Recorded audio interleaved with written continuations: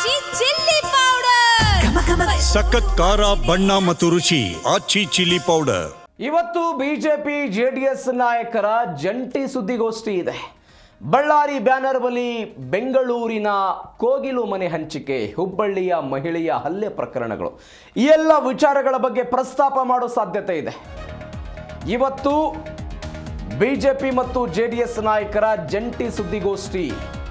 ಈ ಸುದ್ದಿಗೋಷ್ಠಿಯಲ್ಲಿ ಕಳೆದ ಗುರುವಾರ ಬಳ್ಳಾರಿಯಲ್ಲಿ ಆದಂತಹ ಬೆಳವಣಿಗೆ, ಅದಾದ ನಂತರ ಬೆಂಗಳೂರಿನ ಕೋಗಿಲು ಲೇಔಟ್ನಲ್ಲಿ ಮನೆ ಹಂಚಿಕೆ ವಿಚಾರ, ಹುಬ್ಬಳ್ಳಿಯಲ್ಲಿ ಬಿಜೆಪಿ ಕಾರ್ಯಕರ್ತೆ ಸುಜಾತ ಹಂಡಿ ವಿವಸ್ತ್ರ ಪ್ರಕರಣ, ಈ ಎಲ್ಲದರ ಬಗ್ಗೆಯೂ ಕೂಡ ಪ್ರಸ್ತಾಪ ಮಾಡೋ ಸಾಧ್ಯತೆಗಳು. ಕುಮಾರಸ್ವಾಮಿ ಮತ್ತು ವಿಪಕ್ಷ ನಾಯಕ ಆರ್ ಅಶೋಕ್, ಬಿಜೆಪಿ ರಾಜ್ಯಾಧ್ಯಕ್ಷ BY ವಿಜಯೇಂದ್ರ, ವಿಧಾನ ಪರಿಷತ್ ವಿಪಕ್ಷ ನಾಯಕ ಚಲವಾದಿ ನಾರಾಯಣ ಸ್ವಾಮಿ, ಜೆಡಿಎಸ್ ಯುವ ನಾಯಕ ನಿಖಿಲ್ ಕುಮಾರಸ್ವಾಮಿ ಸೇರಿದಂತೆ ಹಲವರು ಭಾಗವಹಿಸ್ತಾರೆ. ಬೆಂಗಳೂರಿನ ಖಾಸಗಿ ಹೋಟೆಲ್ನಲ್ಲಿ ಈ ಸುದ್ದಿಗೋಷ್ಠಿ ಇದೆ.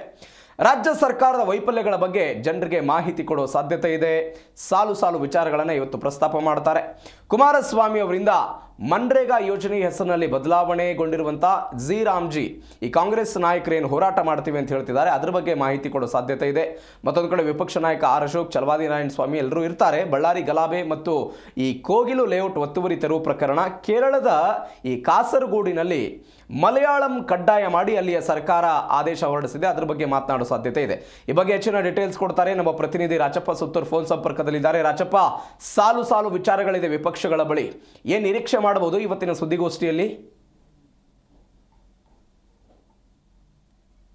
ಜಂಟಿ ಸುದ್ದಿಗೋಷ್ಠಿ ಆಯೋಜನೆ ಮಾಡುವಂತದ್ದು ರಾಜ್ಯ ಸರ್ಕಾರದ ವಿರುದ್ಧ ಪ್ರಮುಖವಾಗಿ ವಾಗ್ದಾಳಿ ನಡೆಸಲಿಕ್ಕೆ ಅಂತ ಸ್ಪಷ್ಟ. ಯಾಕಂತಂದ್ರೆ ಈಗಾಗಲೇ ರಾಜ್ಯದ ಕಾನೂನು ಸುವ್ಯವಸ್ಥೆ ವಿಚಾರ ಇರ್ಬೋದು ಮತ್ತು ರಾಜಕೀಯ ವಿಚಾರಗಳು ಸಹ ಸಾಕಷ್ಟು ಚರ್ಚೆಯಲ್ಲಿವೆ. ಇಂಥ ಸಂದರ್ಭದಲ್ಲಿ ವಿಶೇಷವಾಗಿ ಮುಖ್ಯಮಂತ್ರಿ ಸಿದ್ದರಾಮಯ್ಯ ಅವರು ದೇವರಾಜ್ ಅವರ ದಾಖಲೆಯನ್ನ ಮುರಿದ್ರು ಅಂತ ಒಂದು ವಿಚಾರ ಮುಂದಿಟ್ಕೊಂಡು ಕಾಂಗ್ರೆಸ್ನವರು ಸಾಕಷ್ಟು ಪ್ರಚಾರ ತೆಗೆದುಕೊಳ್ತಿದ್ದಾರೆ. ರಾಜ್ಯದಲ್ಲಿ ಸಾಕಷ್ಟು ಅಭಿವೃದ್ಧಿ ಕೆಲಸ ಕಾರ್ಯಗಳು ಸ್ಥಗಿತವಾಗಿ ಕಾನೂನು ಸುವ್ಯವಸ್ಥೆಗಳ ವಿಚಾರಗಳಲ್ಲಿ ಗೊಂದಲ ಉಂಟಾಗಿದೆ. ಹುಬ್ಬಳ್ಳಿ ಪ್ರಕರಣ ಇರ್ಬೋದು ಅಥವಾ ಕೋಗಿಲು ಕ್ರಾಸ್ ಪ್ರಕರಣ ಇರ್ಬೋದು ಅಥವಾ ಬಳ್ಳಾರಿ ಪ್ರಕರಣಗಳಿರ್ಬೋದು ಮತ್ತು ರಾಜ್ಯಾದ್ಯಂತ ಬೇರೆ ಬೇರೆ ಕಡೆ ನಿರೀಕ್ಷಣಾ ಪ್ರಕರಣಗಳನ್ನು ಸಹ ಗಮನದಲ್ಲಿಟ್ಟುಕೊಂಡು ಬಿಜೆಪಿ ಮತ್ತು ಜೆಡಿಎಸ್ ನಾಯಕರು ಇದುವರೆಗೆ ಒಟ್ಟಾಗಿ ಹೋರಾಟ ಮಾಡೋದು ಕಡಿಮೆ. ಹೀಗಾಗಿ ಇಂದು ಮಾಜಿ ಕೇಂದ್ರದ ಸಚಿವರಂತ ಮತ್ತು ಮಾಜಿ ಮುಖ್ಯಮಂತ್ರಿ HD ಕುಮಾರಸ್ವಾಮಿ ನೇತೃತ್ವದಲ್ಲಿ ಜಂಟಿ ನಾಯಕರು ಬಿಜೆಪಿ ರಾಜ್ಯಾಧ್ಯಕ್ಷ ವಿಜಯೇಂದ್ರ, ವಿಪಕ್ಷ ನಾಯಕ ಆರ್ ಅಶೋಕ್, ಅದೇ ರೀತಿ ಪರಿಷತ್ನ ನಾಯಕರಂತ ಚಲವಾದಿ ನಾರಾಯಣ ಸ್ವಾಮಿ, ಕೇಂದ್ರದ ಮಾಜಿ ಸಚಿವರು, ಅದೇ ರೀತಿ ಈಗ ಸಂಸದರಾಗಿದ್ದ ಗೋವಿಂದ ಕಾರಜೋಳ ಸೇರಿದಂತೆ ಹಲವಾರು ನಾಯಕರು ಈ ಒಂದು ಸಭೆಯಲ್ಲಿ ಭಾಗವಹಿಸುವ ಮೂಲಕ ರಾಜ್ಯ ಸರ್ಕಾರದ ವಿರುದ್ಧ ಹೋರಾಟದ ರೂಪುರೇಷೆಯನ್ನ ರಚಿಸುವಂತ ಮತ್ತು ರಾಜ್ಯ ಸರ್ಕಾರದ ವಿರುದ್ಧ ವಾಗ್ದಾಳಿ ನಡೆಸುವಂತ ಸಾಧ್ಯತೆ. ಪ್ರಮುಖವಾಗಿ ಈ VB ರಾಮ್ಜಿ ಏನು ವಿಕಸಿತ ಭಾರತ ಗ್ಯಾರಂಟಿ ಯೋಜನೆ ಆಗಿರುವಂತಹ ಮನ್ರೇಗಾ ಯೋಜನೆಯನ್ನ ತೆಗೆದು ಹೆಸರನ್ನ ಬದಲಾವಣೆ ಮಾಡಿ ಏನು VBG ರಾಮ್ಜಿ ಹೋರಾಟ ಮಾಡಿದ್ರು, ಅದ್ರ ವಿರುದ್ಧವಾಗಿ ಕಾಂಗ್ರೆಸ್ ನಾಯಕರು ಹೋರಾಟವನ್ನು ರೂಪಿಸಿರೋ ಬಗ್ಗೆ ಪ್ರಮುಖವಾಗಿ ಕುಮಾರಸ್ವಾಮಿ ಅವರು ಆರೋಪ ಮಾಡುವಂತ ಸಾಧ್ಯತೆ ಇದೆ. ಮೊನ್ನೆ ತಾನೇ ಕೇಂದ್ರ ಸಚಿವರಂತ ಪ್ರಹ್ಲಾದ್ ಜೋಶಿ ಅವರು ಸುದ್ದಿಗೋಷ್ಠಿ ನಡೆಸಿ ಸುಮಾರು 16 ಲಕ್ಷ ಕೋಟಿ ರೂಪಾಯಿನಲ್ಲಿ ಸುಮಾರು 11 ಲಕ್ಷ ಕೋಟಿ ರೂಪಾಯಿ ಈ ಒಂದು ಮನ್ರೇಗಾ ಯೋಜನೆಯಲ್ಲಿ ಅವ್ಯವಹಾರ ಆಗಿದೆ ಅಂತ ಅನ್ನೋದನ್ನ CAG ವರದಿಯಲ್ಲಿ ಪ್ರಕಟ ಮಾಡಿತ್ತು ಅಂತ ಅನ್ನೋದನ್ನ ಬಹಿರಂಗಪಡಿಸಿದ್ರು. ಅದಾದ ನಂತರ ಕಾಂಗ್ರೆಸ್ ನಾಯಕರು ಬಿಜೆಪಿ ನಾಯಕರ ವಿರುದ್ಧ ತಿರುಗಿ ಬಿದ್ರು. DCM DK ಶಿವಕುಮಾರ್ ಅವರು ಬಹಿರಂಗ ಚರ್ಚೆಗೆ ಆಹ್ವಾನ ಕೊಟ್ಟರು.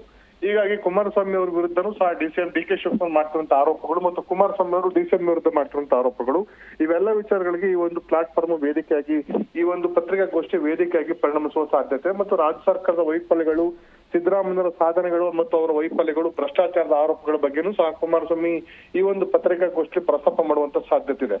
ಮತ್ತು ಬಿಜೆಪಿ ರಾಜ್ಯಾಧ್ಯಕ್ಷ ವಿಜಯೇಂದ್ರ ಅವರು ಹುಬ್ಬಳ್ಳಿ ಮಹಿಳೆಯ ವಿವಸ್ತ್ರ ಪ್ರಕರಣ ಮತ್ತು ಬೇರೆ ಬೇರೆ ಕಡೆಗಳಾದಂತ ಮಹಿಳೆಯರ ಮೇಲೆ ದೌರ್ಜನ್ಯ, ಅತ್ಯಾಚಾರ, ಅನ್ಯಾಯ, ಕೊಲೆ ಪ್ರಕರಣಗಳನ್ನು ಸಹ ಇದೇ ಸಂದರ್ಭದಲ್ಲಿ ಉಲ್ಲೇಖ ಮಾಡಿ ರಾಜ್ಯ ಸರ್ಕಾರ ಸಾಧನೆ, ಸಿದ್ದರಾಮಯ್ಯ ಸಾಧನೆ ಅಂತ ಹೇಳ್ತಾರೆ. ಅವರ ಅವಧಿಯಲ್ಲಿ ಸಾಧನೆಗಿಂತ ಹೆಚ್ಚಾಗಿ ರೈತರ ಏನು ಆತ್ಮಹತ್ಯೆ ಪ್ರಕರಣಗಳಿರ್ಬೋದು, ಮಹಿಳೆಯರು ಮತ್ತು ಮಕ್ಕಳ ಶೋಷಣೆ ಹೆಚ್ಚಾಗಿರ್ಬೋದು, ಕಾನೂನು ಸುವ್ಯವಸ್ಥೆ ಹದಗೆಟ್ಟುವಂತ ಪ್ರಕರಣಗಳು ಹೆಚ್ಚಿದೆ ಅಂತ ಅನ್ನೋದನ್ನ ಅವರು ದಾಖಲೆ ಸಮೇತ ಮಾಧ್ಯಮಗಳಿಗೆ ಬಿಡುಗಡೆ ಮಾಡುವ ಮೂಲಕ ರಾಜ್ಯ ಸರ್ಕಾರದ ವೈಫಲ್ಯವನ್ನು ಎತ್ತಿ ಹಿಡಿಯುವಂತ ಸಾಧ್ಯತೆ ಇದೆ. ಮತ್ತು ವಿಶೇಷ ಅಧಿವೇಶನ ನಡೆಸಿ ಈ ಒಂದು ಏನು VBG ರಾಮ್ಜಿ ಕಾಯ್ದೆಯನ್ನ ವಿರೋಧ ಮಾಡಬೇಕು ಅಂತ ರಾಜ್ಯ ಸರ್ಕಾರ ತೀರ್ಮಾನ ಕೈಗೊಳ್ಳುವಂತ ಸಾಧ್ಯತೆ ಇದೆ. ಅದನ್ನು ಸಹ ಒಕ್ಕಟ್ಟಾಗಿ JDS ಮತ್ತು ಬಿಜೆಪಿ ನಾಯಕರು ವಿರೋಧ ವ್ಯಕ್ತಪಡಿಸುವಂತ ಸಾಧ್ಯತೆ ಇದೆ.